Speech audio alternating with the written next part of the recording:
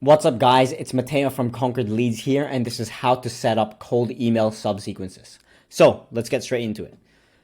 What are cold email subsequences? They're basically follow-up sequences that are used for different types of replies. So we got automated subsequences, semi-automated subsequences, and manual subsequences. And here are 4 examples of subsequences you can use. So there's interested, meeting request, information request, and bump. So basically, in terms of the types of subsequences, you got automated, semi-auto, and manual. So automated, you got instant replies because this is AI detected. However, yeah, it kind of sucks because you have to rely on the AI not to mess up, and it won't be 100% correct. And the sequences itself are pretty generic because it's not personalized, and you set it up once and you're applying to all the leads the same way who do go in that category. Then we got semi-auto, which is literally the exact same as auto, except a human is categorizing the leads itself. So, it's a slower initial reply because it's not instant, but then the follow-ups are completely automated. Yeah, as we said before, it's human detected initially, and the human's more likely to get it right. You don't have to worry about AI messing it up. Obviously, a human can mess up, but that's much more unlikely.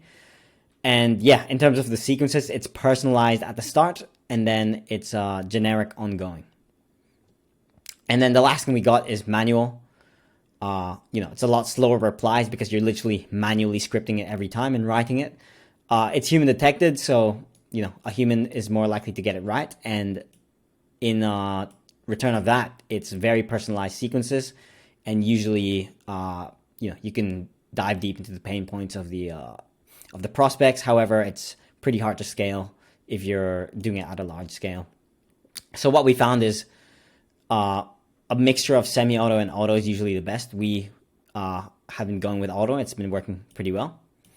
So with automated subsequences, you can categorize them through tag or categorize them through a specific word in their reply. So the categorize through tag is triggered by AI. We use Smart Lead, and they have a AI system that does pretty well. Not 100% accurate, but it's like 80-90% accurate. And then obviously you can trigger it by certain words as well. If you're triggering it by AI, you have to rely on the AI not to mess up. Obviously, it messes up 10 to 20% of the time. Whereas if you do it the words method, it's hard to account for all positive replies. And for example, let's say you trigger a word, no thank you, for a not interested reply. If your script is like, would you like to book a call with me, and they say no thank you, then that would be fine, right? But if your script is like, would you be against me doing this for you, and then they say no, it would also trigger. So that's what I mean, how it's pretty hard to account for all positive replies. So usually we just go with the AI categorization from Smart Lead, and they keep updating their stuff, and it gets better every time. So yeah, I would recommend to do that. So I've got a Smart Lead campaign here, and to activate subsequences, you literally just go here, and then you add a subsequences. So as you can see, add leads based on the categories, or add leads based on text contains. So let's do the categories for now. From do not contact to not interested, these are like Smart Lead defaults. So this is the one that AI can categorize. These other ones are something that I just made, which would be for the semi-auto stuff because someone has to manually categorize these leads. But for example, let's just do a meeting request. Add lead to subsequences after delay in days. That's like if you get a response from a lead, how many days do you want the delay to be after doing the subsequence? Usually we do 0 and we just leave it because we want it to trigger instantly. Yeah, and then so basically in terms of scripts, I'll just do it live for you right now. So in terms of a interested subsequence script, you'd be like, hi, first name,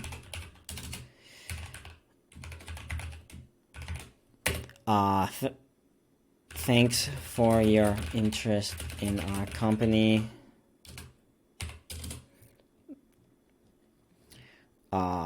feel free to book a link to schedule a time to chat here, and then you just give a Calendly link.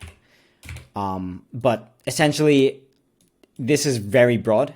What interested means is literally any positive reply. So it really depends on how you're setting up your cold email campaigns, whether you're going to send them a Loom, send them a case study, send them your VSL or another lead magnet or sales asset, or even doing free work. But this is a pretty generic one, just to book a link.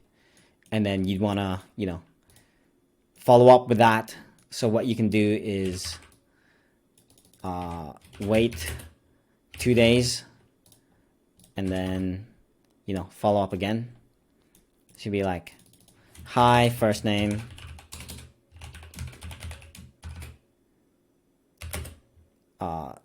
Wanted to see if you were able to check out my previous email.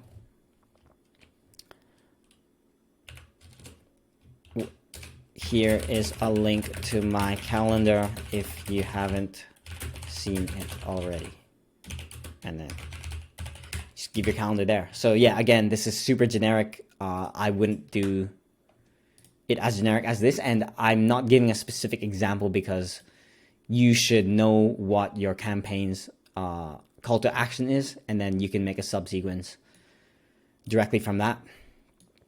So that's a quick example. For meeting request, it's pretty much the same thing, except this is when a lead actually says, let me book in a time to chat, and then the AI categorization from Smart Lead would just do that.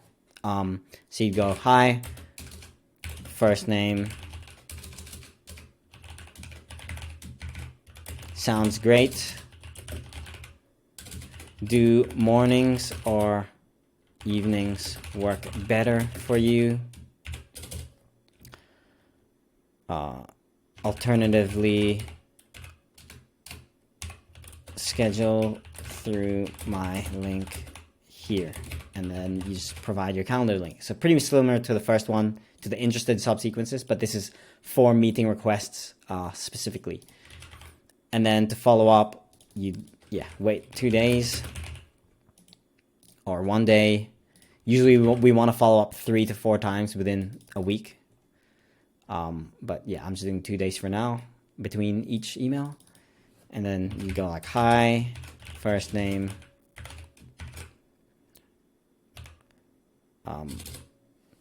were you able to find a time to have a chat with me? Here is my link, my calendar link, if you haven't seen it yet. And then pretty much following up after that, you want to wait another 2 days. So this is 4 days after the initial email here.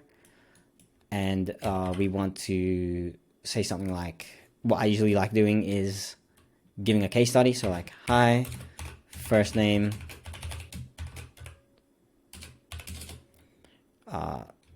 circling back with a case study. And then you give the link to your case study. Does Wednesday at 12 p.m. or Thursday at 12 p.m. work better to chat about getting more leads, if that was your offer? Let me know. And then pretty much you'd follow up again after 3 days, 2-3 days, and pretty much just reiterate that, but in a different way so it doesn't look like spam.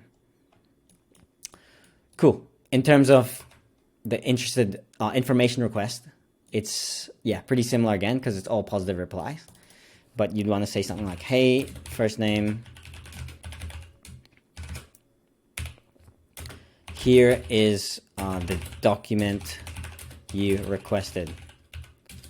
Noticed on the second page, I talk about how we were able to do this for X company. If you found this valuable, book a call here. So pretty much what this subsequence trigger is doing is if they request for information, like if your call to action is something like, mind if I send you Loom? And then their response is like, sure. Or let's say a document. They're like, sure, send me that document, please. This is what you want to say. So you want to give the document. Oh, I forgot to put the document link. What I like doing is being very specific and saying like, notice on the second page I talk about this. So they're actually looking for it, and it, you know, intrigues curiosity. And then, yeah, after that, you want to say your actual call to action, which is usually booking a call, and you want to say that, and then you want to give the document. So at least they know that if it makes sense to them, they'd book a call before you actually send them the document. And then usually you want to wait 2 days again. And pretty much, yeah, you want to go, hi, first name. Were you able to review the document I sent?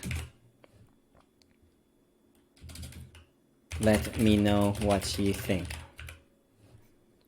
So that's pretty much just following up with this email. You usually want to do it in the same thread, and which is just the same subject line, replying to each other. That way they get to see it. And then you want to wait another 2 days. And what I like doing is saying something like, hi, first name.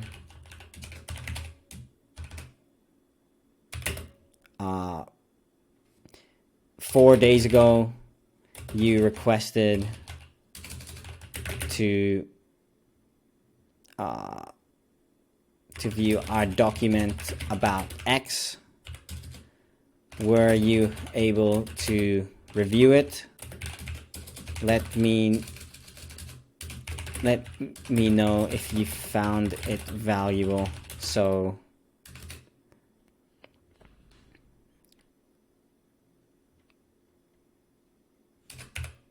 let me know if you found it valuable. And then that's pretty much it. And what I want to do, again, for the last follow-up or second last follow-up is pretty much say something like, hi, first name.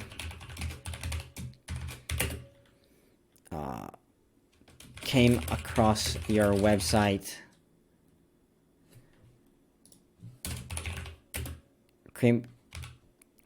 And remembered about how you requested a document from us. Just wondering if you were able to view it and your thoughts on it. If you did view it and found it valuable, feel free to book a chat with us here. So that's pretty much how that would look like in terms of information request subsequence. Obviously, you should follow up 1 or 2 more times after this, and I'm going to show you how to do that in the next subsequence, which is a bump subsequence. So yeah, quick disclaimer, like this isn't, you know, top-notch stuff, and it's really offer specific and specific to the campaign, to the parent campaign of where these subsequences fall under. That's why I'm giving pretty generic examples. But yeah, in terms of bump, you literally, this is when, this is for semi-automatic subsequences, and this is when you want to give, when you do give a really specific reply, and you don't want to manually follow up with it, and you just want to bump up the previous email. So basically you just say something like, hi, first name, just bumping this up. I know these emails can be lost in the shuffle. And pretty much you just want to write stuff that are similar to that. So wait 2 days. like, hi, first name, were you able to view my previous emails? Question mark. Let me know your thoughts. And then something that I also like doing is literally going, say, wait 2 days. You want to go like first name, question mark. That usually prints because, you know, when people see their first name, they're like, oh shit, I haven't responded to this guy, let me respond. And something I also want to do, which is really, you know, I'm giving away the sauce here, but let's say you wait 3 days, is literally doing an emoji. So emoji. And that's it. Because it's so, you know, they're caught off guard when they see stuff like this. And they're like, oh shit, let me read what he's got to say from a week ago. And pretty much, yeah, they end up responding. So with the first name and emojis, you can use it for any of these subsequences here. But yeah, ideally you want to follow up until you get a response. But most people just don't, you know, after a week or so, they're probably not going to respond. So I really suggest putting them in your CRM, putting them in your newsletter after they've positively replied. That way you can use your email accounts to send more emails to new prospects. So that's pretty much it for the video. This is how it would look like in Smart Lead. And yeah, that's how to set up cold email subsequences. Peace.